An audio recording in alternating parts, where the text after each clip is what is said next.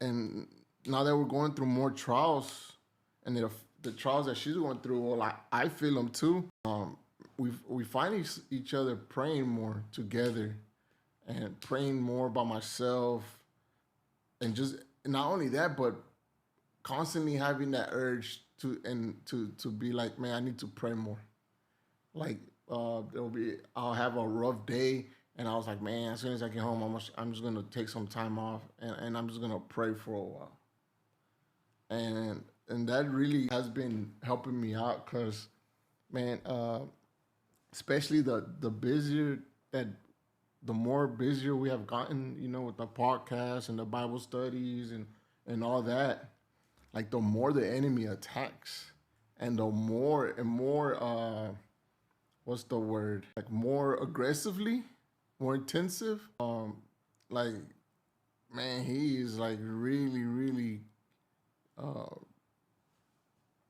coming after, us. But I always go back and just like, and this is the enemy a lot of times reveals his plans, God's plans in our lives, and the way he attacks us. So I always look at how aggressively he attacks, and I'm just like, dang, like what's around the corner that I don't know, but he knows. You know what I'm saying? And I just started praying for him, and I was like, man, it's not a coincidence. He heard about my testimony, and he's like, man, there's a real big change in you, and this, and that, and I was like, bro, there was times I wanted to kill myself, man. There was times I wanted to just overdose, but for some reason, man, God would not let me die.